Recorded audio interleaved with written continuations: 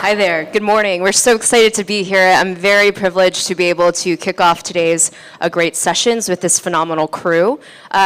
Without going too much into myself again, I know that Chuck had a really great introduction. I would love for the panelists to be able to talk about themselves a little bit, introduce them, and also what they've been up to.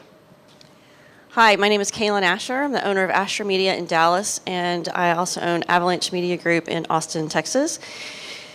So what we specialize really in is the growth of brands from local to national, such as Wingstop and Mattress Firm, were both brands we started with. Hi, I'm Cassorla, out of Boston, Massachusetts, also a New England native.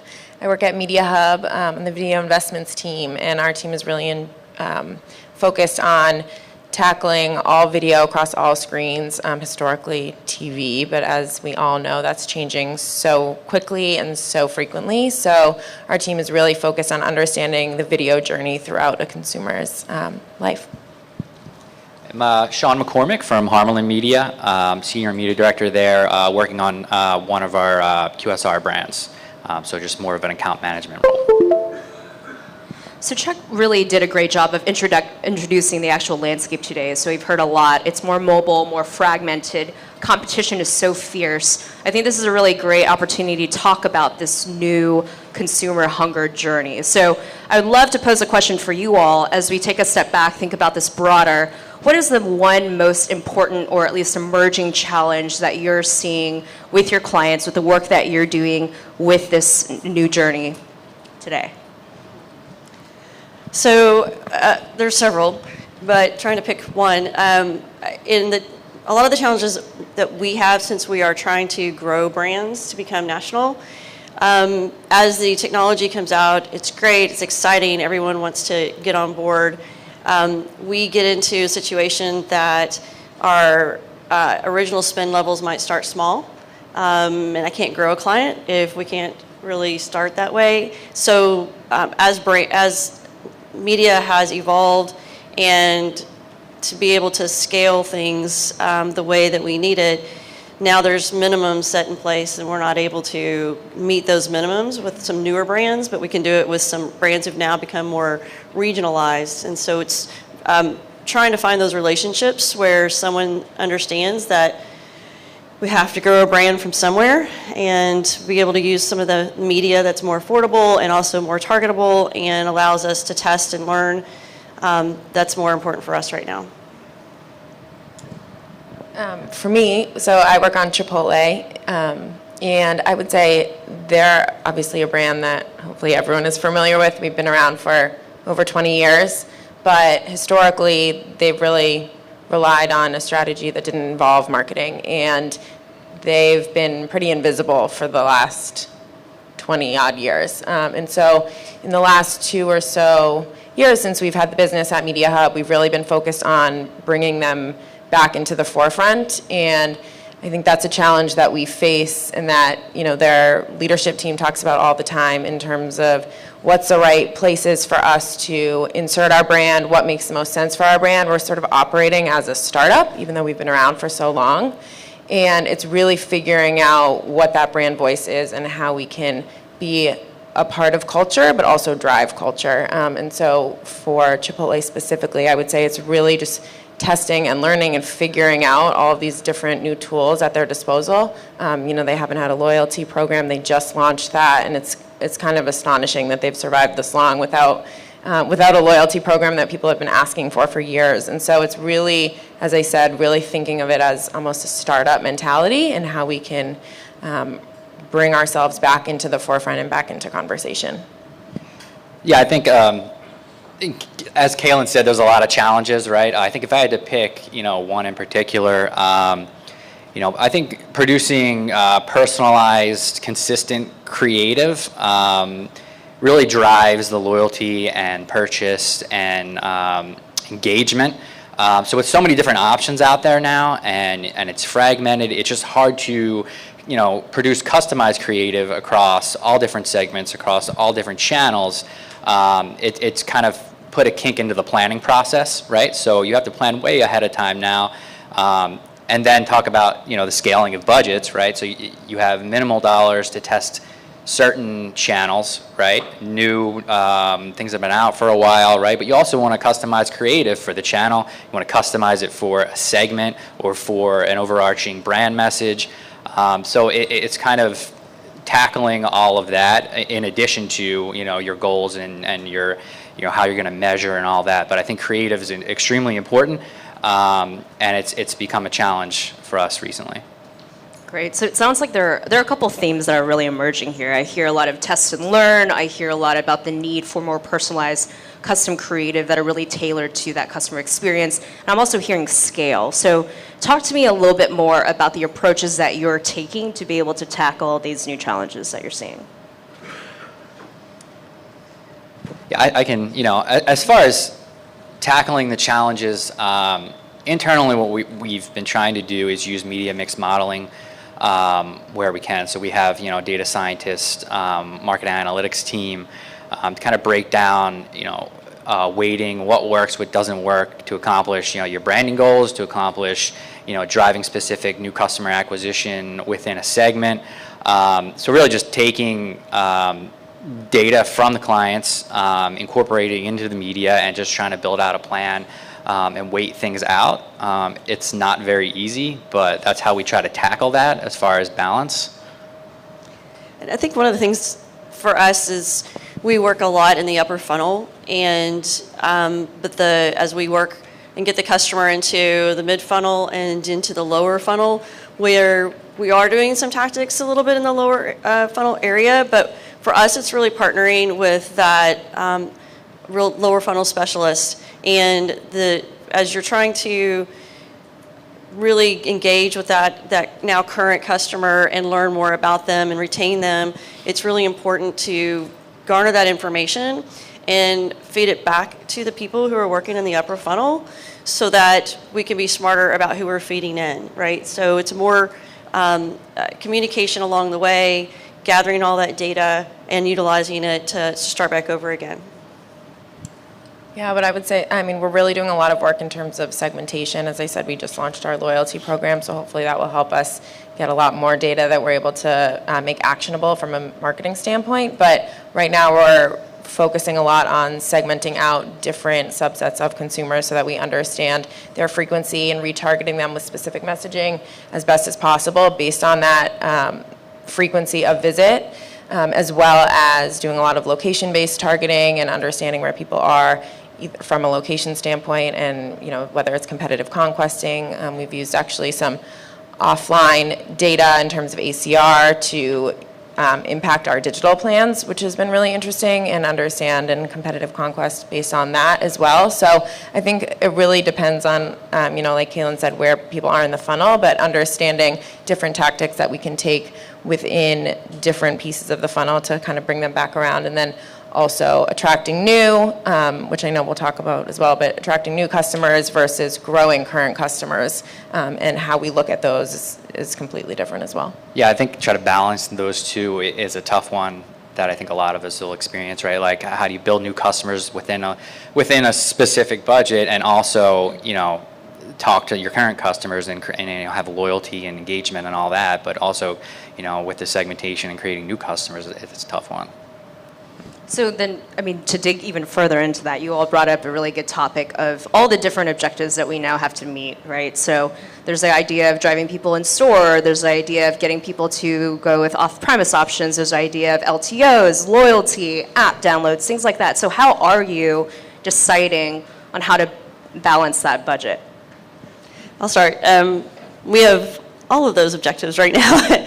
So it's interesting because I'll work with 20 franchisees for one brand, and every single one of them think something else is more important, right? And so really we need the corporate leadership and the marketing team to really help guide where they need to be. And it just depends on where they are in the evolution of their franchise and corporate life. I've seen every aspect of that.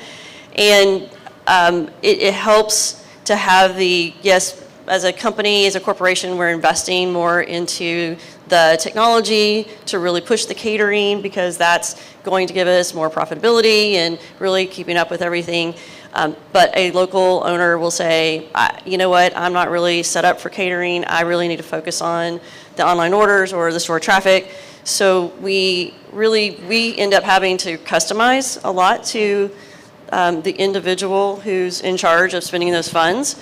At the same time, understanding what the overall balance is of the company. So we also, though, while we focus, if the priority, say right now we've got campaigns running for McAllister's Deli, the priority is catering.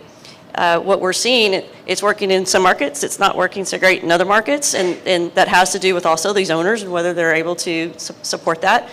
But we're seeing the halo effect of the catering message lifting online orders and through all the dashboards. And so it's really understanding, is that then do we switch to that? I've got one franchise owner who wants to and another one who says he doesn't. So you really have to, it becomes a lot of customization.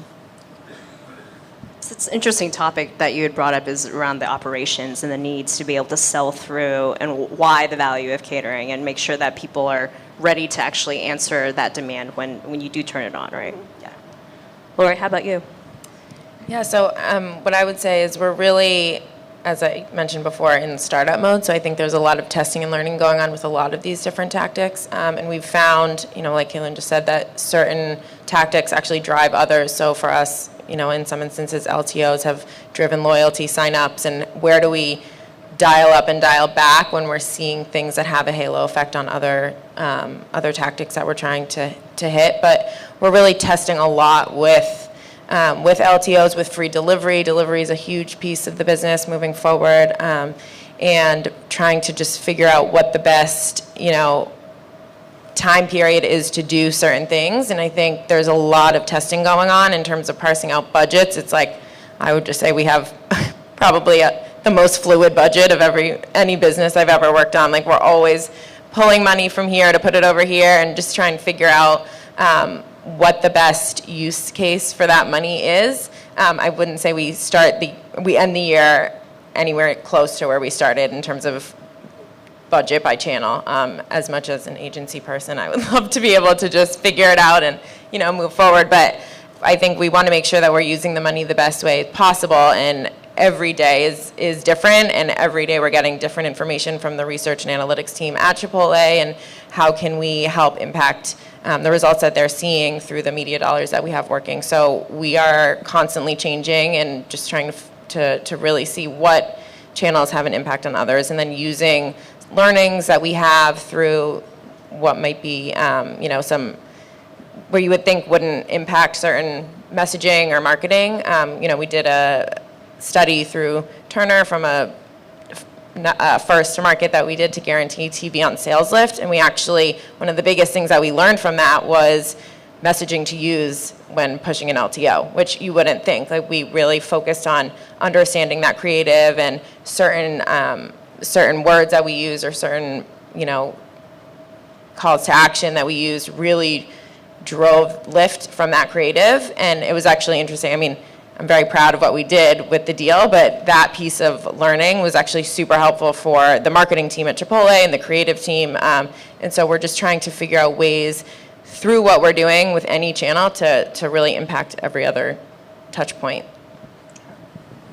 Yeah, and I think, when you talk about the marketing and analytics team and relying on them, not to always default back to data, but I think that's a big part of it. A lot of these QSRs and a lot of these clients have access to POS data, loyalty data, and I think sharing that with your agency so that we can customize a plan, and again, customize creative to reach whether it's a recruitment goal or your order online goal. It's really the accessibility to that data and making sure that it's clean and it's coming from, it's scrubbed and it's accurate. But really, I think one of our challenges is there's so much data, and trying to figure out what's valid, what's not valid, how you execute based off of, what you have. But I think we do a good job. Like I said, internally, we try to go through that and do our media mix modeling, and depending on what the goal is, trying to take that data, and whether it's segment data or just foot traffic data from location intelligence, and customize it to the plan. So we talked a lot about data as well as the need to think through how we leverage that. And obviously we want it to be clean and we want it to be digestible, accessible. But for the people in the room here that might not have everything set, the foundations aren't necessarily laid, how do we scale our efforts so that if let's say we don't have beautiful data to use, what is your kind of piece of advice or your recommendation then?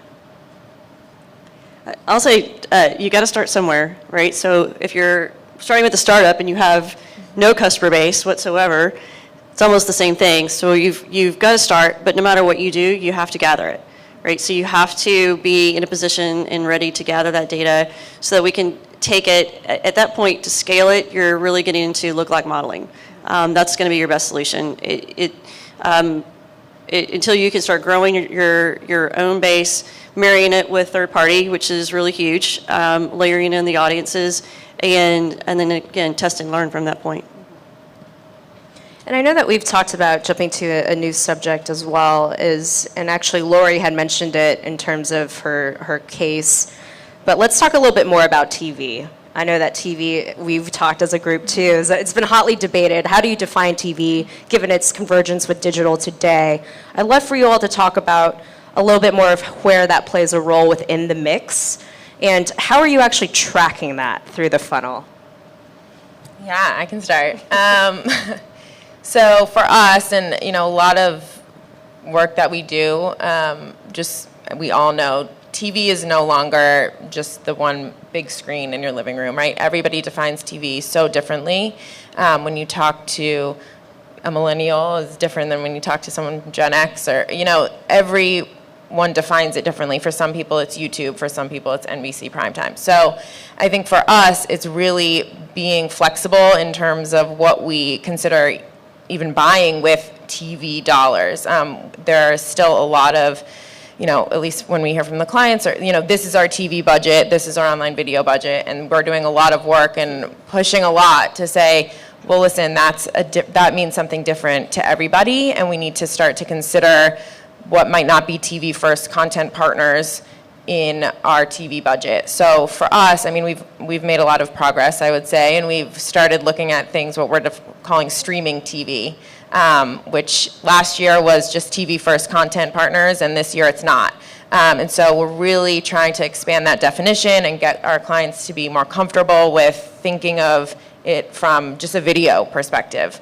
And for us, as I sort of alluded to before, we've been trying to tie linear TV to business results. And for us, what that means is a deal that we did with, I guess I said Turner, but they're Warner Media now. Sorry, everyone.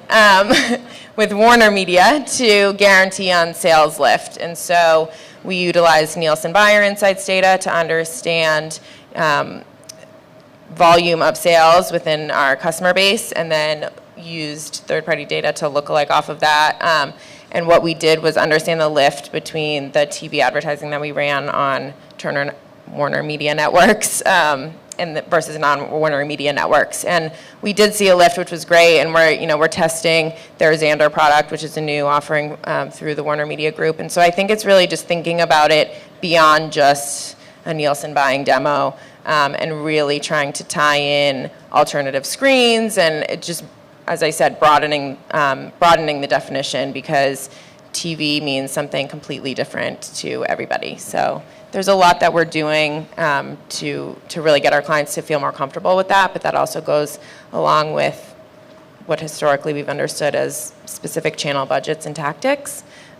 So I think we're getting there. There's still a lot to be done. It's changing every single day. And the vendors obviously are trying to monetize their digital video and their online video on all different screens. So there's a lot of different nuances, but I think things are coming into a little bit more focus this last year. Yeah, I agree. I agree with all of that, and I think a lot of the challenge for us is to try to get some of the traditional clients to think of TV differently, right? Instead of just adults 18 to 49, you can use digital video, you can use YouTube, and instead of having a TV budget and a video budget, have an overall video budget, or think of it as targeting, right? Who do you want to target with a video? And I think we've seen some progress over the last couple of years, I think, with clients kind of hearing a lot more about data optimized TV. YouTube's obviously huge. And I think what sells it through a lot for us is the reporting through digital video and through streaming, is that you can tell when something's working. And I think the clients are starting to realize a little bit of an over-reliance on Nielsen numbers for so many years. Those metrics really help out with us. Yeah, I would say we, as an agency, we evolved our language in the space about maybe 8 or 9 years ago. We no longer refer to anything as TV, radio. Everything for us falls in a category of video, audio, or visual. And it's more about where you are in the funnel. It's less about how you receive that video. And so we don't tend to work in channels of budgets. We tend to work, again, we go back to the funnel and say, where are you? And what's your budget? What's your geography? What are we trying to cover here? And strategically, we're looking at all video. So our traditional broadcast buyers have become audio video buyers. And what I keep finding when I go to conferences or meeting others, and even working with different sales organizations, that a lot of people aren't structured that way. We have to work with digital people here, and we have to work with traditional people there, and we just don't even use the words anymore. And so in our agency, you only have to work with one person who understands both landscapes. And so our buys are, especially in the video space, we're launching a national campaign right now. It launched specifically with OTT and social video for 1 month, and then the national cable is going to layer on after that. So we're also judging, on its own, and it also allows us to get more distribution out there. But it's got 3 layers to that buy. But that's how consumers are consuming video today. And if you don't have all of those elements in, you're missing a pretty huge bucket. So you talked a lot about TV, and obviously TV is not just TV anymore. Let's go back to the conversation around creative. I think that was an interesting thing to bring up too. As we think about creatives, and we think about the budgets that we're planning against, how are you balancing the need to build the brand, which I think Lori had talked about, with the actual goals of the business to drive revenue, to be able to drive app downloads, things like that? How are you deciding against that? Yeah, I think, I don't know if it's correct or not, but a lot of the times for our branded message, right, we end up defaulting back to a broader target and using traditional television. Even though I just sat here and said we shouldn't think of it as TV and video, but that's what, unfortunately we ended up doing. So with our branded message, we kind of hit the masses with our TV, right, TV. And then when we talk about our segments and things like that, it's easier to target on digital, whether it's digital video, right, or connected TV, where you can say I'm hitting a specific, it's almost like programmatic video, right? It's easier to do it that way when we're talking about specific segments and customizing creative for, let's say, like millennial males. But with a television buy, it's easier to sell that through and say, hey, we're hitting a ton of people, and just have a broad, USP type creative. Yeah, I would say from a creative standpoint, in the digital space at least, we're doing, I guess, dynamic light.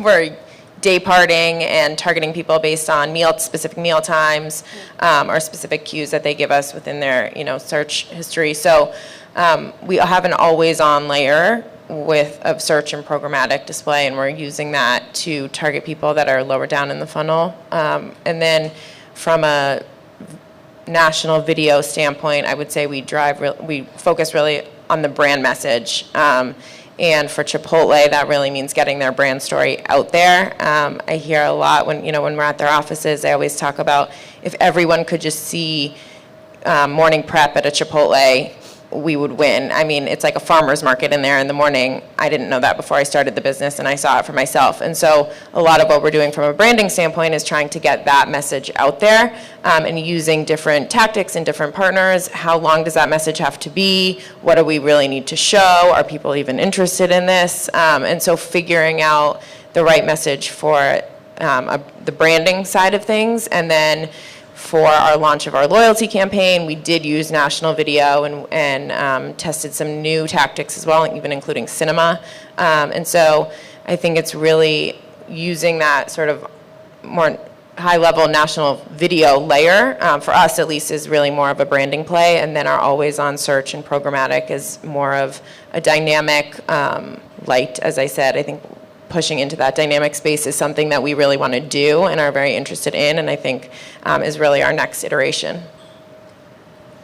And Kalyn, I wanted to go back to something that you had said as well, and you had talked about budgets and how sometimes it can be difficult to build those partnerships, especially with maybe more local stores that have less of that budget, less of that support. Tell me a little bit more about how you're making those smaller budgets work, but at the same time making sure to integrate that with what's happening from a national level. So the smaller the budget, the more challenging it gets. You end up spending 10 times more time trying to figure out what to do with that money because it is so small. But it's also, it's a challenge that we love to do and we're really good at. And we want to see success for everyone, right? For every store, for the franchise owner, and all the way up to national. So it's really important for us to be very nimble, to be able to move budgets when needed, when things are not working, when they are working. The most important thing in working from the local to the national is all the different agencies that are involved and making sure that the corporate leadership is structured in a way that is welcoming and really has the agencies come in, meet each other, talk about their different roles, and in some cases, like ours, we worked together on McAllister's Deli.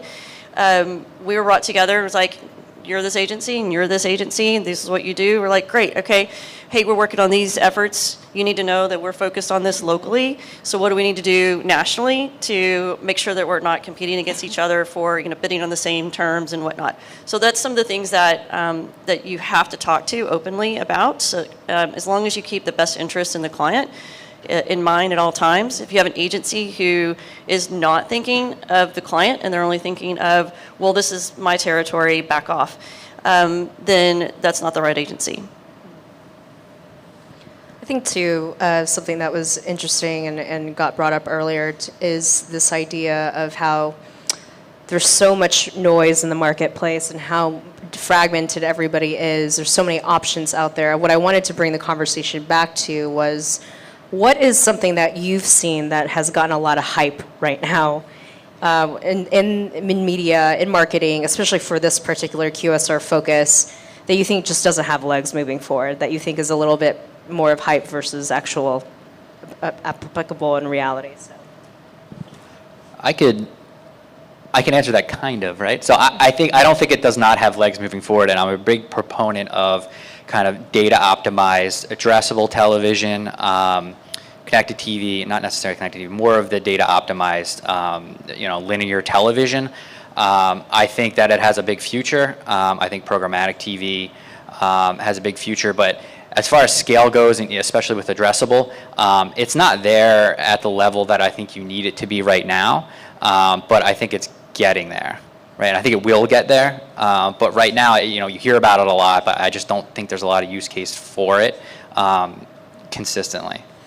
So we did an addressable campaign 8 years ago for TXU Energy and with DirecTV, and so it was very much in the beginning stages. And what was great is DirecTV allowed us, and again, this is before the merger with AT&T and become Xandr and all that, right?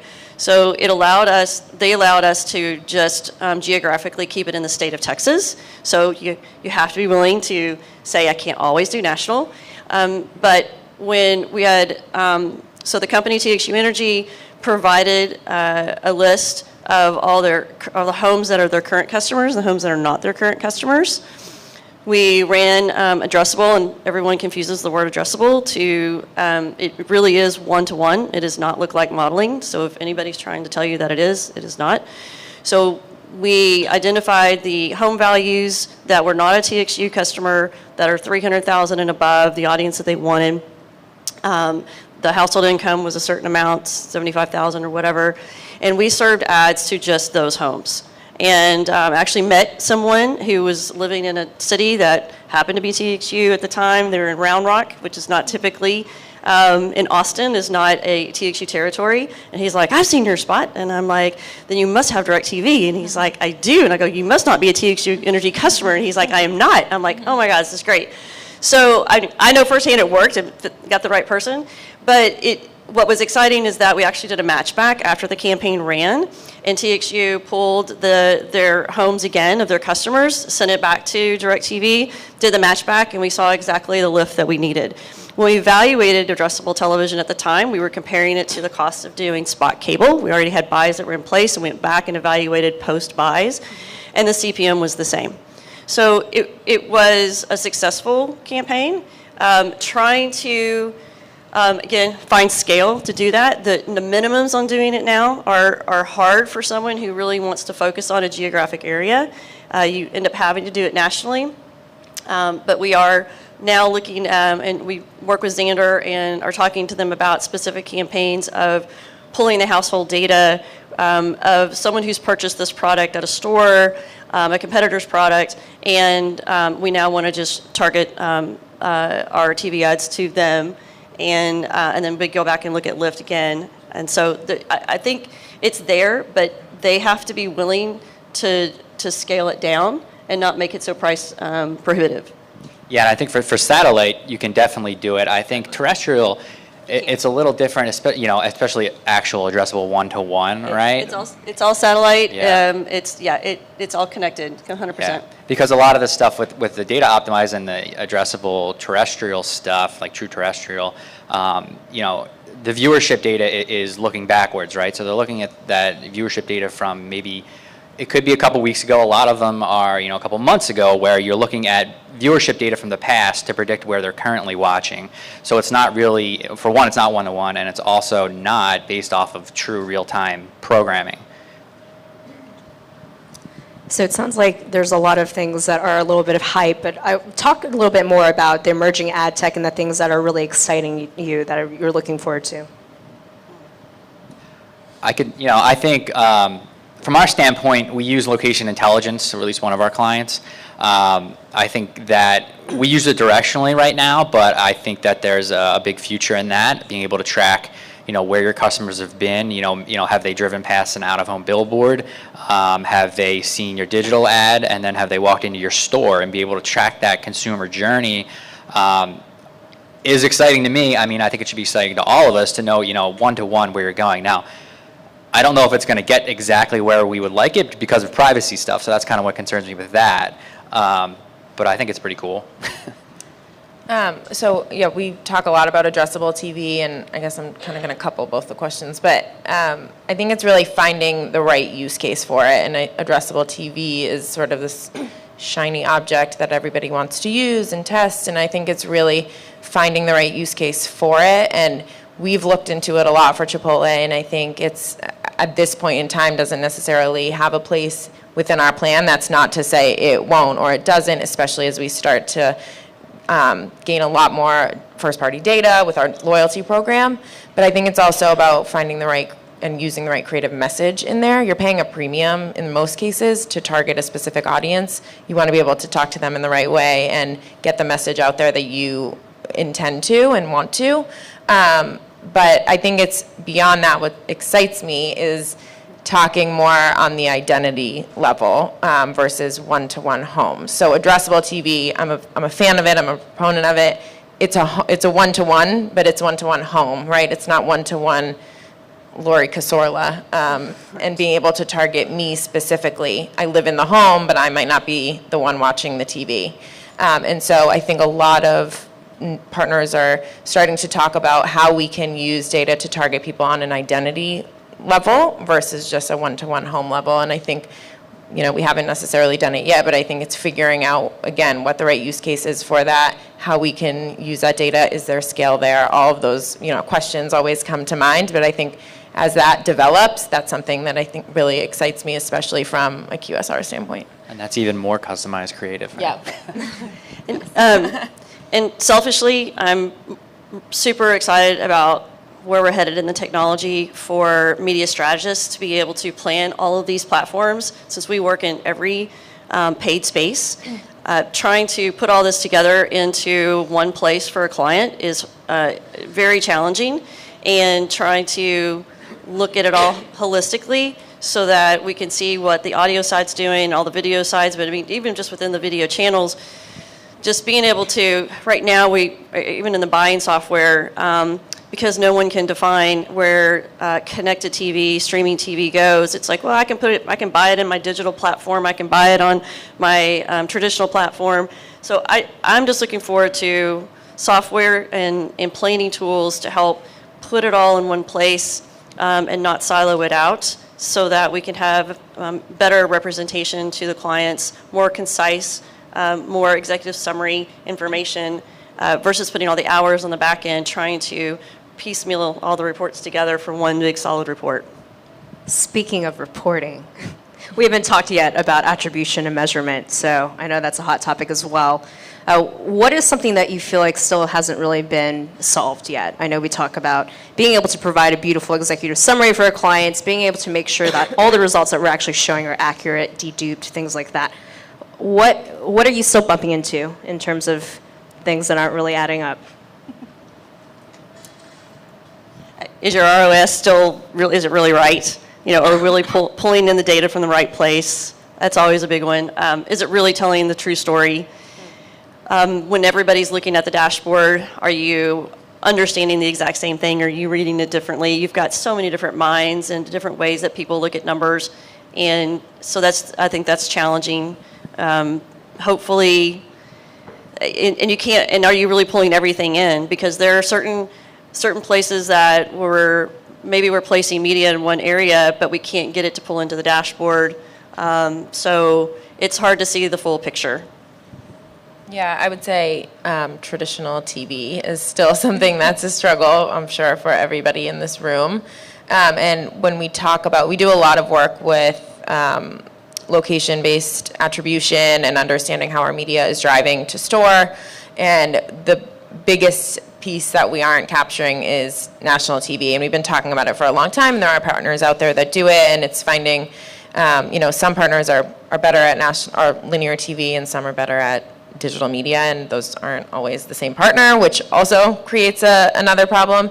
But we actually talk a lot about using attribution against TV, and that's really pushing it down the funnel, which isn't always the intention of TV. And so I think that's just something that we come up against a lot, and we're always looking at partners and trying to figure out and test, and we've done some beta tests with some linear TV attribution. And but again, I think we always come back to, well, this isn't an immediate, it's a 14-day look back window. Like, that's not really what national TV is always meant to do, especially because we are using it as more of a branding tactic. But anecdotally, we get a lot of response and excitement from the clients when, we had a unit in the NBA playoffs, and we saw huge growth in loyalty signups within 3 minutes of that spot running. And so that's awesome and so exciting, but how do we really tie that back into a full picture report? I mean, that's really hard. So I think a lot of what we're trying to figure out is really how we tie in branding tactics with all of the other tactics that we have, especially when we're talking about national TV. Yeah, I think definitely the traditional television is the one that's tough, right? So like I come from a DR background, and there's always surprises in the data. When you're running one-to-one and you can see what your actual spot was doing back when I did DR, and then you come to traditional and you're relying on TRPs and impressions. It's there's always unexpected, and you can't really gauge that with traditional television and with Nielsen. You don't know what it's actually doing, and a lot of the times it should just be kind of like a long tail type thing. Like you said, it's not meant to produce a result right away sometimes. But yeah, kind of marrying that in with your digital tactics and measuring all that is the disconnect. So I think what we try to do to counter that is, with traditional television, we try to marry up a lot of our digital tactics, and if it's event-based, like you said, NBA playoffs, we try to use our social channels to kind of boost that, and our digital video to boost that. So, if we run during the playoffs or something like that, follow it up with some paid social, and make sure the creative lines up with television. And then you can kind of measure that a little bit. You can measure it based off the social to see, you know, who saw the spot, if they're chatting about it. But yeah, I think it's definitely, you know, traditional, your TV, your out of home, your radio, and how do you marry that up with, you know, your digital stuff where you're getting, you know, pretty much real time attribution. And that's kind of what the clients, I think, have come to expect now because they've gotten that from digital. And it's like, is our TV working? It's like, well, I don't know. Let's go back to another subject that you all had brought up. It's the idea of loyalty. Loyalty versus, let's say, customer acquisition versus maybe frequency compression as it relates to building loyalty. How, if at all, are your strategies different? Talk to me about that. Or are they all the same? They're definitely different. I mean, they have to be. Acquisition and retention, you really, upper funnel, lower funnel, it's almost the same thing. And so you really do have different strategies. Doesn't mean you're not going to, you can use the same media, but you're doing it differently. And so you have to make sure that you're focusing on that audience and you have a plan for that audience. And it is a different plan than what you have for the other audience. Yeah, I think from the brand standpoint, it's kind of a delicate balance message out there, but you want to avoid, I guess, that like consumer apathy where they're just sick of seeing the same overall brand message. So I think personalization, you know, you can do it with the brand message where you can personalize for a segment, and you can also do it for like a lower funnel and just include like a promo or an offer on there. But as long as it's like relevant content on a relevant platform, I think you can do both with the same kind of mindset. So this is more of a soft law question, but knowing that we're all representative of a lot of agency side, when you're working with your clients, what is the one thing that you're craving or looking for that would help you do your jobs better, be more strategic in terms of all your plans, your executions? Because I know we've got a couple of brand people in the room too, so. I want more video content, please. I do, and I want all forms of it. I want all different links, and it's like a playground because there's so much video to out there to buy, to engage with this audience in different ways, whether it's acquisition, retention. There's so many things you can do with it now, and they're at different price points, you know, expensive and inexpensive. But if you don't have really great content and a variety of content, then it really limits that plan. It does make things more challenging. We can get around it, but I don't think you're doing yourself any justice if you don't have the content available to be used. I would say, more from, you know, a mindset perspective, I would just say a curiosity and a willingness to try, right? We're all trying to figure out our way through this landscape, and we want to test new things, and we want to be creative, and we want to, at the end of the day, we all have the same goal, or we should hopefully all have the same goal in mind.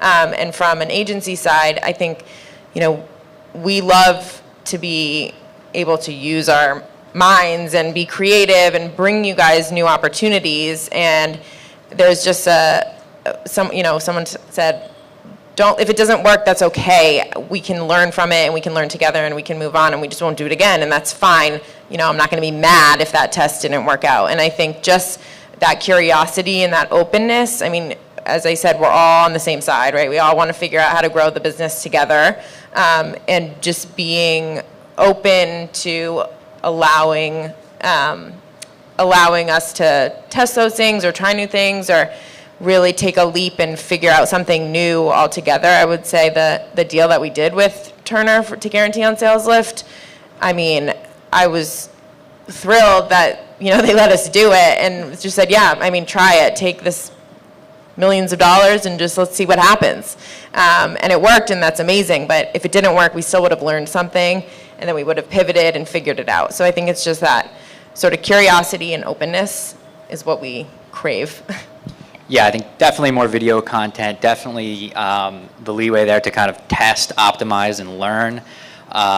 Also, I think a little more willingness to go out there and own like organic social, right? So I think that makes a big difference. And if you've seen with like Wendy's, right, and what they do, they're killing it on social. So I think a lot more brands could benefit from doing that and being a little more out there with that.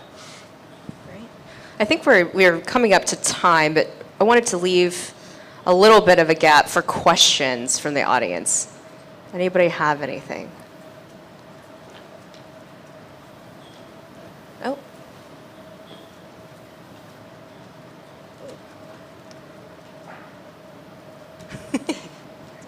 Don't be shy.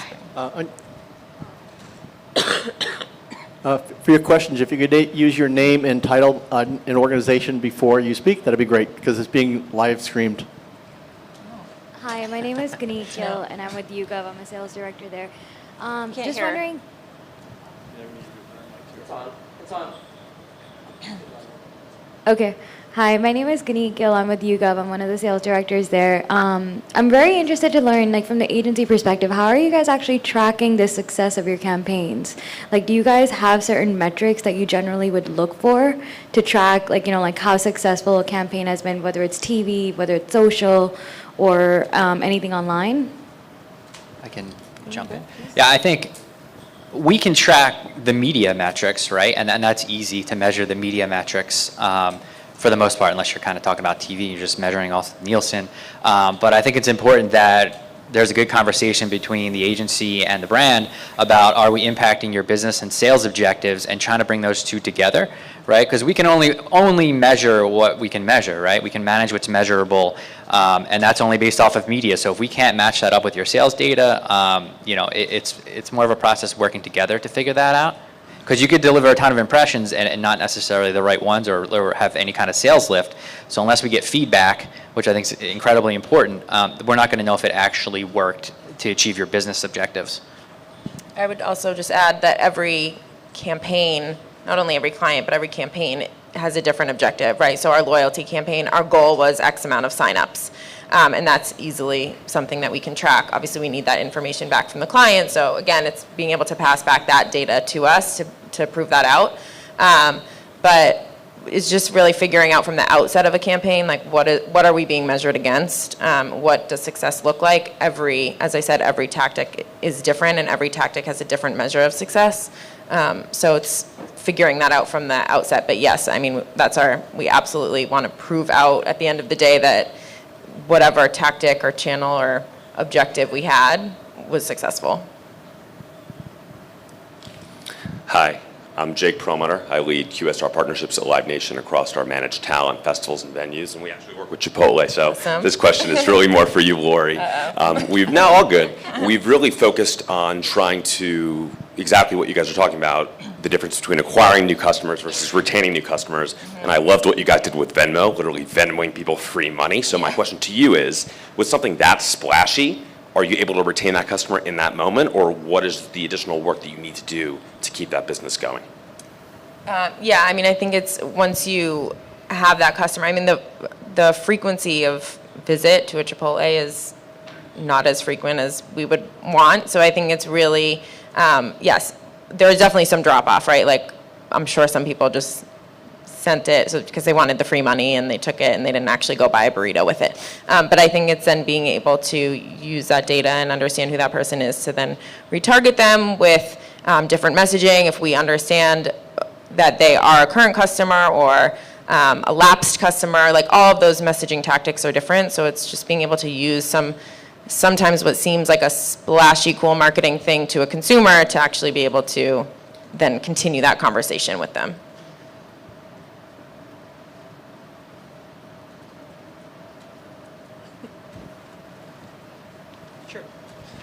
Hi, I'm Jazz with Hollywood Branded out of Los Angeles, California. And my question is, how important is product placement and branded content to each of your agencies and respective clients, since we're now seeing a huge dynamic shift from traditional media buys, down to digital, and then such a fragmented and cluttered environment in that area? Like, how important, as you had mentioned, content is obviously very key to creative. But in my position where where I have the ability to talk to brands and agencies about how do we strategically place them, for each of you, have you seen a change or shift in that landscape? I would say yes, we're seeing it. A lot on the CPG side, but we are seeing more of it's always been there, but now there's really more of a growth in that space because of how to, of programming that in avenues that you can't get in, you can't even do advertising in. So because of the subscription base and whatnot, it definitely is an area that you need to focus on and have a line item for and see what you can do in that space for sure. I think for us, it really depends on the client. Ulta Beauty is a big client of ours that I also, work on their business, and it's actually something that we don't really do anymore because the main focus for us is getting their brand message across beyond just a shot of a store in a show, and really telling their brand story. And they launched an entire new campaign last fall, and it's done incredibly well for them, and really pulling back on things like get the look from, your favorite celebrity on the red carpet, or shooting someone going into an Ulta Beauty store. And so I think it really just depends on the client. That said, we need to figure out a way to get into content, but we want to, at least, from our perspective, we want to make it as meaningful as possible and not just, oh, hey, there's a Chipotle bag in the background of that shot, or someone's just getting Chipotle delivery over here.